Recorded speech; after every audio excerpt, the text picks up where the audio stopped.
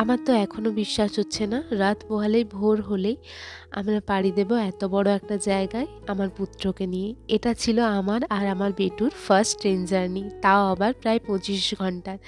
তো ওকে সকালে খাইয়ে এখানে ওর ফিডিং বটলটা ফোটাতে দিয়ে দিয়েছি। তারপরেই এলোমেলো ঘরটাকে একটু গুছিয়ে নিলাম, যেহেতু অনেক দিনই থাকবো না। জামা কাপড় যা ছিল সেগুলো সব কেচে মেলে দিয়েছি। এখানে ময়দাটাও মাখিয়ে নেব। কালকে কিছুটা কচুরির জন্য মটরশুঁটি ছাড়ানো হয়েছিল, ওর বাবাই ছাড়িয়েছিল, সেগুলোই পুর বানিয়ে নিচ্ছি। এদিকে কিছুটা সর ফ্রিজের মধ্যে ছিল, সেটা ঘি বানিয়ে ফেলেছি। আর বাবির জন্য করেছি সুজি। সত্যি ভাবতে এখন অবাক লাগে, সেই আমি এখন এত দায়িত্বশীল হয়ে গেছি। মানে এত কিছু কাজ করে এত কিছু সব ম্যানেজ করে বাইরে যাচ্ছি বাচ্চাকে নিয়ে। সময়ের সাথে সাথে মনে হয় আমরা সব কিছুই শিখে যাই। তো সমস্ত খাওয়া দাওয়া করে প্যাকিং ট্যাকিং করে আমরা চলে গেলাম বিষ্ণুপুর স্টেশনে। খড়গপুর থেকে আমাদের ট্রেন ছিল, তো বিষ্ণুপুর থেকে যাব খড়গপুর, তারপরে এখানের থেকেই আমরা ট্রেনটা ধরবো।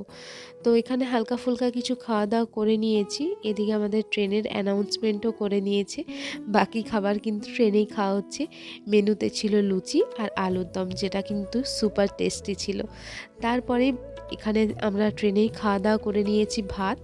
তো ভাত খেয়ে একটু মিষ্টি দই খেলাম। তারপরেই দেখছি আমরা পৌঁছে গেছি প্রায় বিশাখাপত্তনম। এখানে শুধু দেখছি সারি সারি কলা গাছ আর তার সাথে ডাব গাছ। বাবি কিন্তু বেশ জানলার দিকে উপভোগ করছে। আর আমরা কিন্তু আমাদের গন্তব্যস্থলে পৌঁছেও